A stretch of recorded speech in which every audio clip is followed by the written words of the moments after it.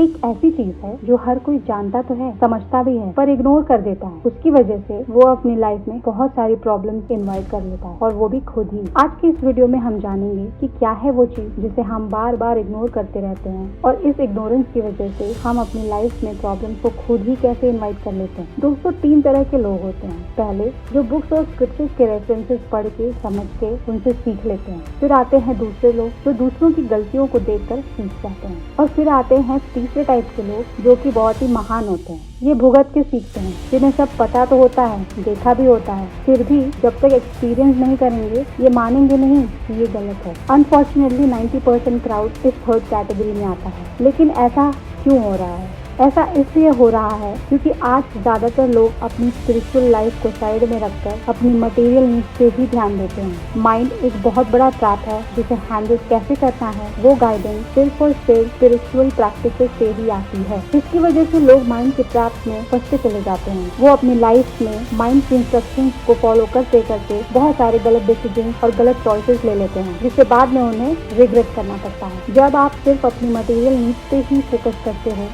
तब आपके अंदर एक लालच पैदा होती है। एक के बाद एक ऐसी चीजें इकट्ठे करने लगते हो जिसकी आपको जरूरत भी नहीं है। आपके जो सेंसेस होते हैं जैसे कि आँख, नाक, मुंह, कान, वो बेकाबू हो जाते हैं, अनकंट्रोलेबल हो जाते हैं। बिल्कुल उन्हें जो भी चीज अच्छी लगती है वो आपको काम पे लगा लेते हैं। उन्हें वो चाहिए होती है, भले ही आपको उसकी जरूरत हो ना हो। आपका माइंड एक बिना ब्रेक की गाड़ी की तरह हो जाता है, जो कुछ भी करता है, कुछ भी सोचता है और कुछ भी कहता है। आपको पता ही नहीं है कि रुकना कहाँ है। इसके चलते आप बहुत सारी गलतियां हो जाती हैं। आप अपने माइंड और इनर गाइडेंस में फर्क ही करना भूल जाते हो। दूसरी तरफ अगर हमने अपनी स्पिरिचुअल लाइफ पर भी उतना ही ध्यान दिया होता तो हमें सबसे पहले तो सही गलत का फर्क समझ में आता, माइंड और इनर गाइडेंस का फर्क समझ में आता, हमें करेक्ट गाइडेंस मिलती रहती, डिफिकल्ट सिचुएशन को हैंडल कैसे करना है इसका कॉन्फिडेंस मिलता, प्रॉब्लम्स के सोल्यूशन मिलते जाते, सही डिसीजन ले पाते, सही करियर चूज कर पाते, आपकी यूनिकनेस शाइन करती। जिस ग्रोथ और सक्सेस के सपने आप देखते हो वो तो स्पिरिचुअल प्रैक्टिसेस के सिर्फ बाय प्रोडक्ट्स होते हैं। आपको एक्चुअली में किसी और के लिए काम करना ही नहीं है, उसकी जरूरत ही नहीं है। आप यहाँ पे सिर्फ खुद पर काम करके खुद को जानने के लिए ही आए हो। परमहंस योगानंद के ऑटोबायोग्राफी में उनके भाई के साथ उनका एक कॉन्वर्सेशन है जो मैं कोट करना चाहूंगी। उनके भाई उनसे कहते हैं कि तुम फालतू में टाइम वेस्ट कर रहे हो। अगर पिताजी ने आपको उत्तराधिकारी नहीं माना तो उनकी कोई गलती नहीं है, क्योंकि तुम्हारे काम ही ऐसे हैं। पहले पैसा कमाओ, बाद में भगवान। तुम्हारे पास टाइम तो बहुत है, उम्र बहुत लंबी है। इसमें परमहंस योगानंद जी उनसे कहते हैं कि पहले भगवान, लक्ष्मी तो उनके अधीन है, बाकी सब तो उनके अधीन है, तो बाकी सब अपने आप आ जाएगा अगर आपने भगवान को पा लिया तो।